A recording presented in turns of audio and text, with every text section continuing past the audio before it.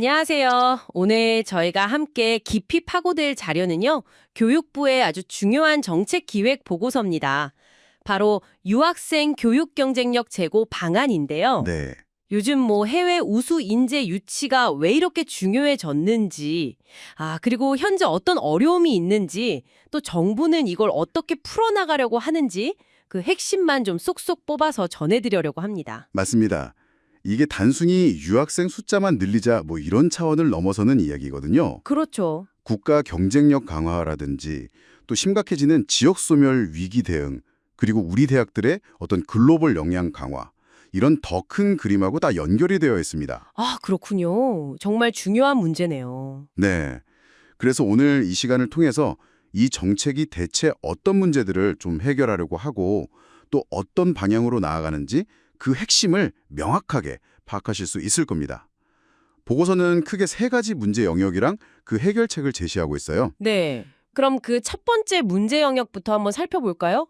보고서를 보니까 유학생 유치 규모 자체가 좀 작고 특정 국가나 전공으로 이렇게 쏠림 현상이 심하다 이렇게 지적을 하던데요. 이게 구체적으로 뭐가 문제인 건가요? 네. 우선 그 전 세계 유학 시장 파이에서요.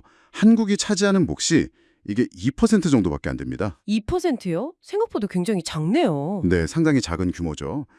게다가 이제 유학생들 국적을 보면 거의 한 3분의 2 정도가 중국하고 베트남 딱 이 나라 출신이에요. 다양성이 정말 부족하군요. 그렇죠. 그러니까 다양한 시각이나 혁신 잠재력 이런 걸 좀 제한할 수 있다는 거고요. 또 하나 진짜 심각한 문제는 그 산업 수요하고의 불균형입니다. 산업 수요와의 불균형이요? 네. 예를 들어 반도체 같은 첨단 기술 분야 인력은 정말 필요한데 현실은 유학생의 한 6, 7% 정도가 인문사회 계열에 몰려 있어요.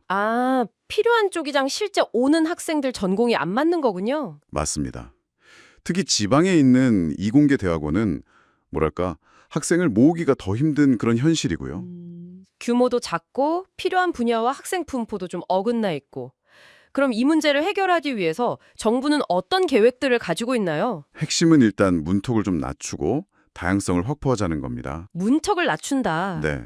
예를 들어서 지역 산업하고 대학을 직접 이렇게 연결하는 해외 인재 특화형 교육 국제화 특구라는 걸 새로 만들 계획이에요. 교육 국제화 특구요? 그건 뭔가요? 그러니까 지역에 진짜 필요한 인재를 해당 지역 대학이 좀 더 쉽게 유치해서 키울 수 있도록 지원하는 그런 모델이죠. 지역 맞춤형이네요. 그렇죠. 그리고 또 유학생들이 재정 능력을 증명해야 하는 기준이 있잖아요. 네네. 이것도 좀 완화하고요. 특히 지방대는 부담을 더 줄여줍니다. 네네. 그리고 한국어 능력 입증 방식도 그 토픽 시험만 고집하는 게 아니라 정부의 사회통합 프로그램 이수 같은 것도 인정해주는 식으로 다양화해서 더 많은 학생들이 좀 쉽게 접근할 수 있도록 하려는 거죠.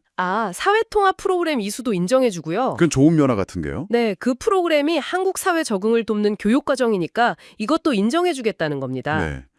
그렇게 해서 일단 더 다양한 학생들을 유치한다. 그런데 두 번째 핵심 문제가 저는 정말 중요해 보이는데요. 유학생을 데려와도 지역사회나 산업이랑 제대로 연결이 안 되고 졸업 후에 한국에 남는 비율이 8%밖에 안 된다는 거. 이거 정말 심각한 거 아닌가요? 맞습니다.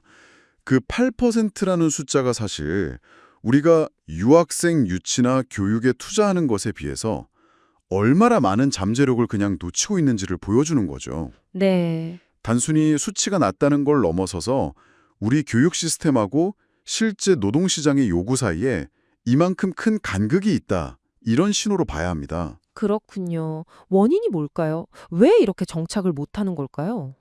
여러 가지가 있겠지만 주된 원인으로는 일단 대학들이 세우는 유치 전략이 지역 산업에 실제 필요하는 좀 동떨어져 있다거나 특히 지방 대학들은 유치하고 또 지원하는 역량 자체가 좀 부족하다. 이런 점이 꼽힙니다. 역량 부족 문제도 있군요. 네. 여기에다가 비자 문제의 어려움, 또 취업 정보 부족, 이것도 커요. 한 24% 정도가 정보 부족 때문에 어려움을 겪는다고 답했거든요. 이런 것들이 다 겹쳐서 졸업생들이 한국에 남고 싶어도 남기가 어려운 그런 상황이 되는 겁니다. 그렇다면 이렇게 낮은 정착률, 이걸 높이기 위한 방안은 또 뭐가 있을까요? 단순히 데려오기만 해서는 정말 안 될 것 같은데요. 핵심은 이제 지역 맞춤형 연계, 그리고 정주 지원 강화, 이 두 가지입니다. 지역 맞춤형 연계와 정주 지원. 네, 이제는 그 대학 중심이 아니라 지자체가 중심이 돼서요. 자기 지역 산업에 맞는 인재 유치 전략을 짜도록 해외 인재 유치 전략 TF라는 걸 만들어서 운영할 계획입니다. 아, 지자체가 주도하는군요. 그렇죠. 그리고 유학생들이 학업이랑 일을 좀 병행하기 쉽도록 시간제 취업 허용 시간도 학사 기준으로 주당 최대 30시간까지 늘리고요. 오, 꽤 많이 늘어나네요. 네. 그리고 방학 중 인턴십 기회도 좀 넓히려고 하고요. 특히 인력난 심각한 뿌지산업 분야 있잖아요. 네네, 그 주조, 금형 같은. 맞습니다. 그런 제조업 근간이 되는 산업 분야 취업을 적극적으로 연계하고요. 더 나아가서 이게 또 중요한데 이구 비자, 즉 비전문 취업 비자로 들어온 외국인 근로자들이 있잖아요. 예. 이분들이 국내 대학에 진학해서 공부하고 나중에 숙련 기능 인력, 그러니까 27 비자로 전환할 수 있는 길을 열어주려는 계획도 있습니다. 일종의 경력 상승 경로를 만들어주는 거죠. 와, 그건 정말 획기적인데요. 단순히 학생 유치를 넘어서서 숙련 인력 확보까지 연결되는 거네요. 네, 그렇습니다. 그런 통로가 될 수 있죠. 네, 지역과 연계해서 취업과 정착을 돕는다. 중요한 변화로 보입니다. 자, 그럼 마지막 세 번째 문제 영역으로 넘어가 볼까요? 이건 좀 더 시스템적인 부분인 것 같은데 유학생 관련 정책이나 정보가 여러 부처에 이렇게 흩어져 있고 관리 체계가 미흡하대 이런 지적이네요. 맞아요. 결과는 이거 컨트롤 타워가 없다는 얘기 아닌가요? 정확히 그 점이 문제입니다. 사실 유학생 관련 업무가 교육부, 법무부, 과기부 여러 곳에 이렇게 나뉘어 있다 보니까 정책이 좀 효율적으로 추진되기가 어렵고 현장에서는 혼란도 생기고요. 그렇죠. 그리고 여전히 높은 입학 장벽 문제나 학생들이 와서 초기에 정착하는 걸 돕는 지원이 부족하다. 이런 문제도 계속 남아 있고요. 또 대학들 입장에서는 그 교육 국제화 역량 인증제 IIQAS라고 부르는데요. 아, 네, 들어봤어요. 이 평가 시스템이 상당한 행정 부담으로 작용한다 이런 불만도 꾸준히 제기되어 왔습니다. 이게 대학의 유학생 관리 역량을 평가하는 제도인데 좀 절차가 복잡하다는 거죠. 그런 부처 간 칸막이나 시스템 비효율성 문제는 어떻게 개선하려고 하나요? 가장 중요한 변화는 역시 컨트롤 타워 구축입니다. 사회부총리가 중심이 되는 범부처 협의체를 만들어서 이 역할을 강화하겠다는 거예요. 아, 사회부총리 부처가 중심이 되어서요? 네, 부처 간 정책을 조율하고 총괄하겠다는 거죠. 특히 또 중요한 이공계 인재 유치를 위한 전담 TF도 별도로 운영하고요. 네. 그리고 해외에 있는 한국교육원 안에 유학생 유치센터 같은 걸 설치해서 현지에서 직접 원스톱 서비스를 제공하고 또 인공지능 기반의 디지털 한국어 교재 보급, 토픽 시험도 디지털로 전환하고요. 오, 토픽도 디지털로요? 네, 그리고 유학생 정보 시스템인 한국유학 종합 시스템, 이것도 전면 개편하는 등 유학 관련 인프라 전반을 좀 개선할 계획입니다. 목표는 유학생들이 더 편리하고 체계적인 지원을 받도록 하는 겁니다. 네. 오늘 교육부의 이 중요한 정책 보고서를 쭉 살펴보니까 큰 방향이 딱 잡히는 것 같습니다. 한번 요약해 보면 첫째, 유학생 유치의 문턱을 낮추고 국가나 전공 쏠림 현상을 해소해서 다양성을 확보한다. 네, 둘째, 유학생을 지역사회나 산업과 좀 더 긴밀히 연결시켜서 취업과 정주를 적극적으로 지원한다. 맞습니다. 그리고 셋째, 여기저기 흩어진 정책 기능을 하나로 모으고 지원 시스템을 강화해서 효율성을 높인다. 딱 이 세 가지가 핵심 축이군요. 정확합니다. 여러분이 계신 분야나 관심사에 따라서 이 변화들이 앞으로 어떻게 다가올지 한번 생각해 보시면 좋을 것 같네요. 네, 그렇습니다.